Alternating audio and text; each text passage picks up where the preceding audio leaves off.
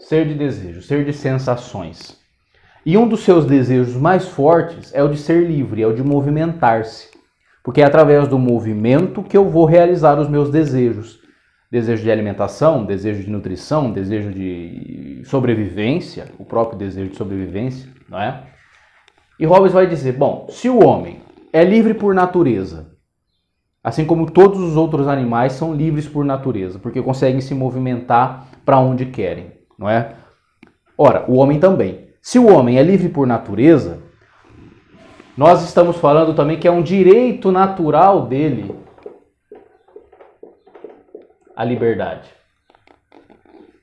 A liberdade, na visão de Hobbes, é um direito natural. Isso nós chamamos de justnaturalismo na filosofia.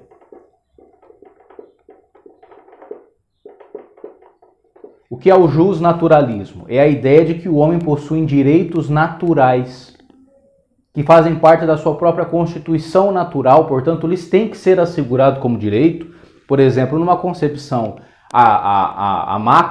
na macrovisão, que é o Estado, né? Na microvisão, que é o próprio homem, é um ser livre por natureza, porque ele tem consciência e vontade própria de se movimentar. A natureza o fez assim. Bom, se a natureza o fez assim, o Estado, por consequência, também tem que garantir a ele o direito à liberdade.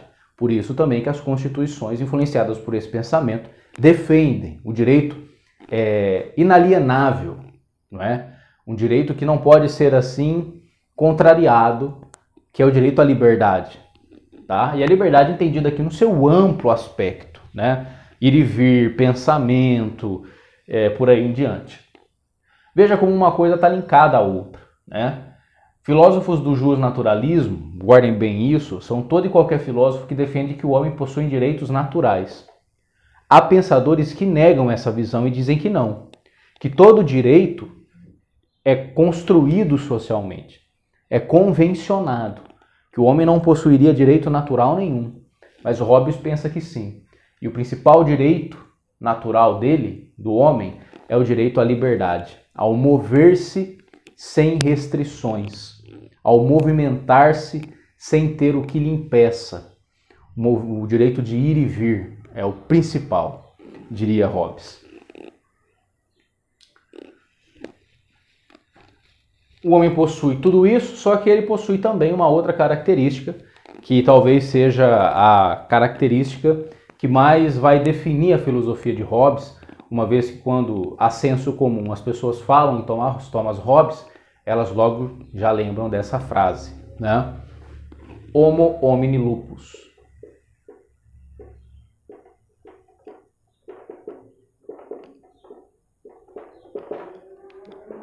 O homem é o lobo do homem.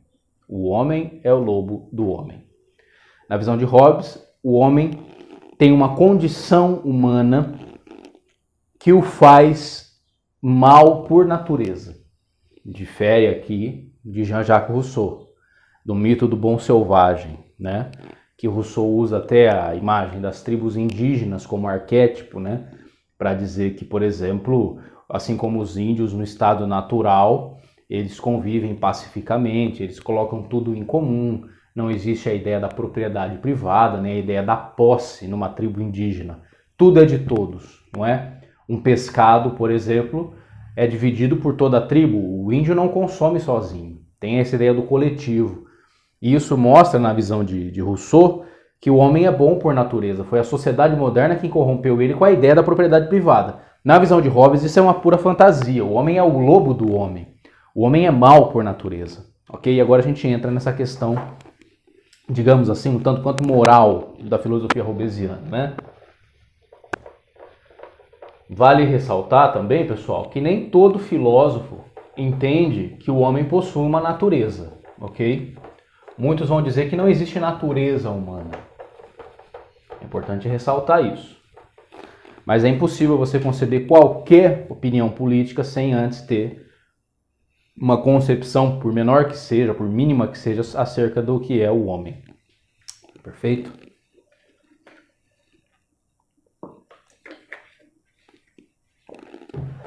Hobbes vai dizer que a condição humana, quando a gente fala em natureza, A gente está falando uma condição. Ou seja, não tem negócio. O que é natural, do ponto de vista científico, não muda. A natureza é cheia de leis, é cheia de regras internas. A lei da física, a lei da gravidade, por aí em diante. Sempre existiram. O heliocentrismo sempre existiu. O que não existia era a concepção, a racionalidade do homem, que não tinha chegado até ali para descobrir isso. Mas isso sempre existiu. E a ciência, conforme vai avançando, vai constatando aquilo que sempre foi verdade. A natureza é regida por leis naturais que são invioláveis, inegociáveis. E o homem, como parte integrante dessa natureza, também possui leis invioláveis. A lei da gravidade, por exemplo, nenhum homem pode sair voando pela janela, né? Ou seja, ele está preso a essas leis. Só que o homem também é um ser racional e por isso é um ser moral. E aí Hobbes entra dizendo que assim como a natureza possui leis, existem leis morais no homem também, que o torna, por exemplo, o lobo do próprio homem. Ou seja, o homem é o principal predador de si mesmo. O homem é, na visão de Hobbes, egoísta por natureza. Ou seja, ele possui um ego, ele possui um eu exacerbado, que lhe dá uma falsa impressão de que ele é melhor que os demais, melhor que os outros seres, melhor que tudo que existe no planeta. E é isso que acaba levando a cometer atos hediondos, não é? O homem possui desejos, é um ser de desejo. Isso depois, a psicanálise no século XIX vai confirmar, não é? O homem é um ser de ambições. Ambição. É um ser que ambiciona muito. E a ambição está totalmente vinculada ao desejo, ou seja, o desejo, a ambição é um desejo que não cessa. O homem não tem apenas um desejo, ele tem a todo tempo muitos desejos. E na medida em que ele vai sanando determinado desejo, ele já tem um outro na fila de espera, né? Ou seja, o homem ele é ambicioso porque a ambição faz parte desse desejo insaciável, dessa sede insaciável que compõe a própria natureza humana. O homem é naturalmente voltado à competição, diz Thomas Hobbes. Ele está todo tempo competindo com o outro para mostrar que ele é melhor, para realizar o seu desejo. E o homem é desconfiado por natureza.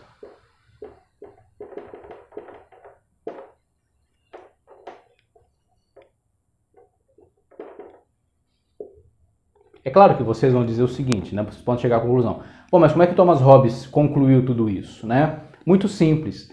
Ele conclui isso cientificamente, ou seja, observando o comportamento humano, né?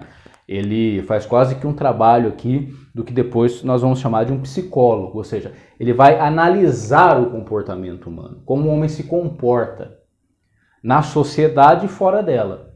E aí então que ele vai elaborar tudo isso, ou seja, tudo isso é fruto de uma observação. Nós não podemos acreditar que Thomas Hobbes chega a essa conclusão do nada. Não, ele chega a partir da observação, que é um pressuposto científico.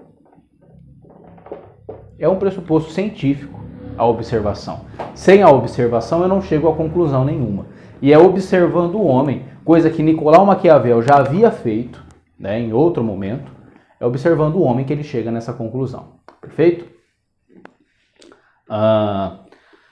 Uma vez dito isso, agora nós vamos falar sobre a concepção do Estado, ou seja, como é que Hobbes vai conceber o seu Estado absolutista.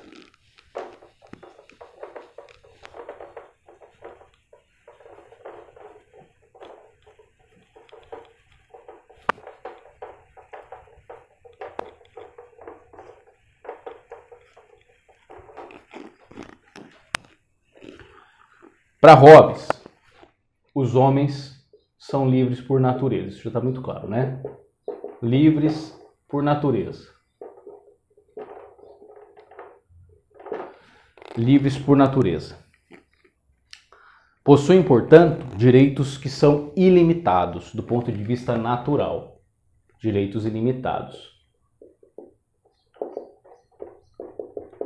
Por quê? Porque a natureza não nos pôs limites. A princípio, a priori, né? Ou seja, a priori eu tenho e posso, porque quero, porque desejo, porque é da minha natureza, obter o que é do outro, disputar o que é do outro, enfim, tudo isso. Portanto, Hobbes vai dizer, isso gerou na história humana, desde quando o mundo é mundo, desde quando as primeiras civilizações humanas surgiram, brigas, guerras. A começar lá pelos nossos ancestrais, a briga por fêmeas, lá nos homens das cavernas, a briga, a disputa por elementos materiais que me são essenciais para a minha vida. Por alimento, o homem sempre fez guerra, sempre brigou, disputou alimentos com os outros. Territórios. Toda a história antiga é a história da guerra e da disputa por territórios. A gente vai ver isso depois mais a fundo lá em Marx, na nossa última aula, né? Por fêmeas, porque na visão de Hobbes, o homem egoísta que não entende apenas que a terra é sua propriedade, mas também a fêmea, a mulher é sua propriedade. Daí que vem toda essa ideologia de posse. Na visão de Hobbes, isso não tem nada a ver com algo que a sociedade criou. Isso é próprio do homem, da natureza humana, porque é egoísta por natureza e quer tudo para si. Terras, alimentos, posse, prole, fêmea e por aí em diante. E também, tal e qual os outros animais selvagens, né? Aqui, até então, não estou dizendo nada que não exista no reino animal aos baldes. O homem é só mais um animal no reino animal, né? A privação desses elementos essenciais para o homem. Então veja bem, o que são elementos essenciais para o homem? Não é só comida, bebida, não. Tudo que envolve o seu egoísmo. Tudo isso, na visão de Hobbes, é essencial para o homem. O homem não se contenta apenas em ter alimento na hora que deseja, ou um pedaço de terra para viver. Não, o homem quer mais. Ele deseja, ele ambiciona cada vez mais. E tudo isso, na visão de Hobbes, acaba sendo elemento material e elemento essencial para o homem, haja vista a sua própria natureza. Okay? Quando o homem se vê privado, a guerra, diz Hobbes, é fruto da privação. Quando o homem se vê privado daquilo que ele precisa, ele faz guerra com os outros para obter. Portanto, diz Hobbes, não há a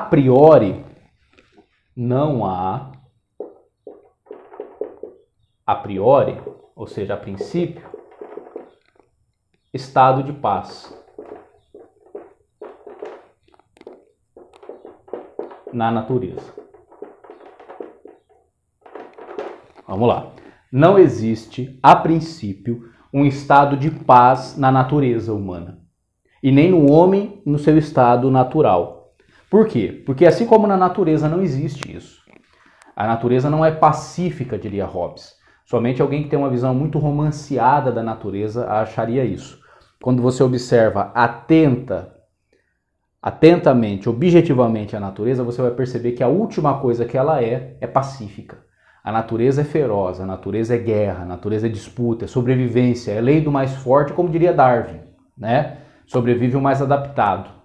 Então Hobbes vai dizer tudo isso, né?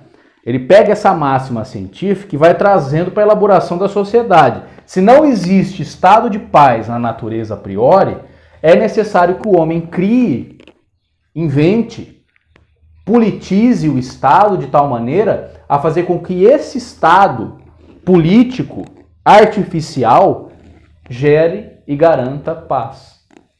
Porque o estado de natureza não é assim. Veja como Hobbes diferencia totalmente de Rousseau. Para Rousseau, o estado de natureza é pacífico. A sociedade que corrompe. Para Hobbes, não. O estado de natureza é corruptor e feroz, e de guerra. E o Estado, a política, é que vem para apaziguar e vislumbrar uma possibilidade de paz entre os homens. Através do contrato social. Perfeito? E aí então surge o Estado, na teoria de Hobbes.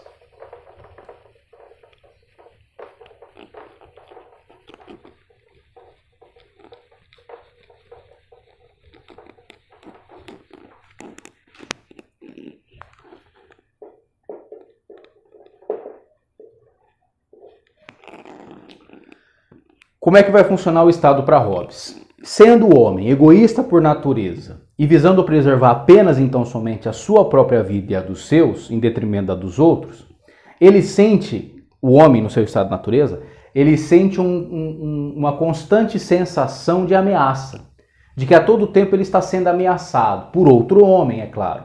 Porque vamos lembrar a máxima de Hobbes, homo homini lupus, ou seja, o principal opositor do homem não são os animais, é o próprio homem.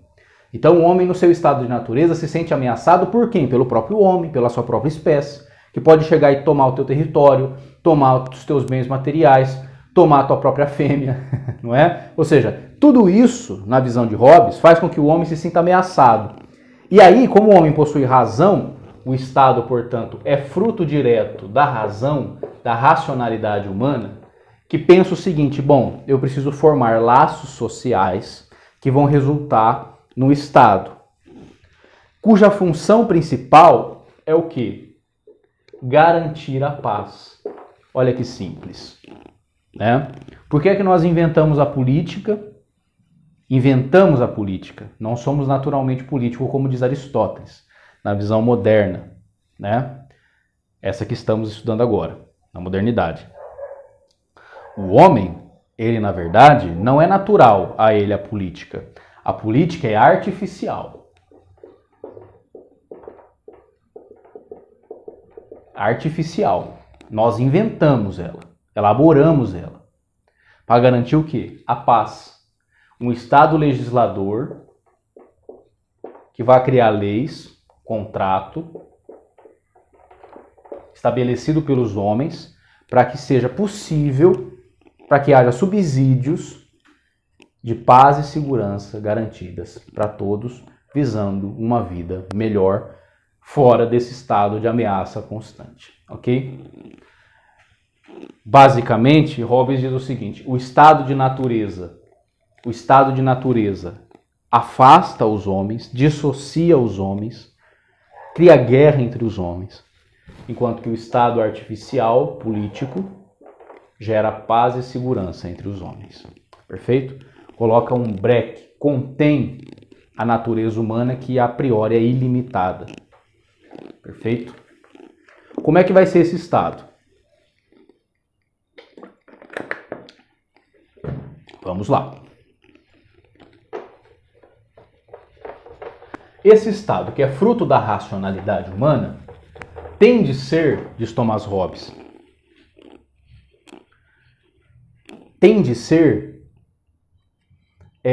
fruto de um pacto social, claro, não é? Por quê? Por que nós aceitamos esse pacto, diz Hobbes?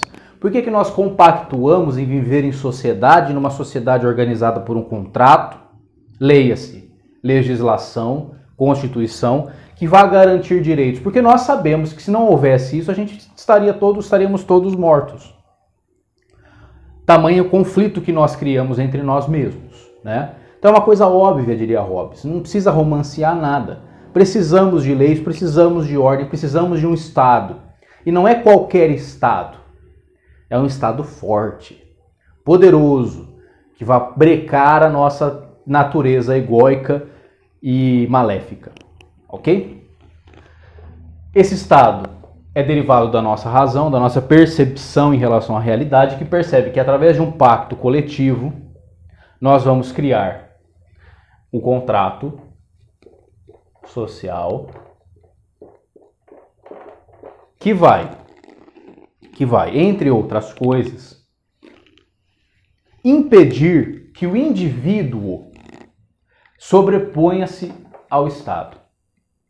Nada vai se sobrepor ao Estado. Ou seja, nada vai estar acima do contrato. E aí que vem a ideia de magnanimidade da lei. Ou seja, lei magna, carta magna. Ou seja, absolutismo. Isso é o absolutismo de Hobbes. Não é o autoritarismo. Não vamos confundir isso. Não é a monarquia da Idade Média. Não é isso. É um contrato social, um Estado forte, poderoso, magno, que vai estipular leis, obrigações. O que é uma lei? Uma lei é uma obrigação que todos têm que seguir. Nada mais do que isso. Uma obrigação para manter a sociedade unida, civil, a sociedade dos homens, unida, e não em estado de guerra. E para Hobbes, o único elemento que faz com que os homens permaneçam unidos e pacíficos e cumpridores da lei é o medo. Essa é a visão de Hobbes. Somente o medo faz com que nós obedeçamos às nossas obrigações, cumpramos a lei e, portanto, tenhamos garantido o Estado. Essa é a visão hobbesiana, né? O homem só obedece, na visão de Hobbes, aquele que ele teme. Aquilo ou aquele que ele teme. Isso faz parte da nossa natureza. Eu só obedeço quem é mais forte do que eu. Eu sou mau e só tenho medo de quem é mais mau do que eu. Essa é a visão. Perfeito? E aí, para exemplificar isso aqui, o Hobbes, ele vai criar um arquétipo, uma imagem do que seria esse Estado absolutista, poderoso, forte, que impunha medo e punições aos indivíduos que o contrariem. Hobbes vai usar um ser da mitologia grega, conhecido como Leviatã. O que é o Leviatã? O Leviatã era uma espécie de baleia, em alguns escritos, em algumas traduções da mitologia grega também é visto como um crocodilo gigante que habitava os mares e que possuía uma pele, uma espécie de carapaça, aonde nada penetrava. Era uma couraça, uma armadura, né? Onde todos os homens que tentavam matar o Leviatã não conseguiam porque nada penetrava a sua pele. E aí Hobbes usa esse arquétipo do Leviatã, esse monstro mitológico, para dizer como é que deve ser o Estado. Por isso o nome do seu livro é Leviatã. O Estado deve ser tal qual o Leviatã da mitologia grega. Poderoso, impenetrável, inabalável, extremamente racional, porque é fruto da nossa razão, que vai criar leis para organizar e manter a paz. E todo indivíduo que violá-las deve ser punido com aquilo que há de pior, que é a própria prisão. Porque é a violação da própria liberdade. Perfeito? É daí que vem esse arquétipo do Leviatã. Agora a gente vai ver algumas características do Leviatã, tá bom? No próximo vídeo.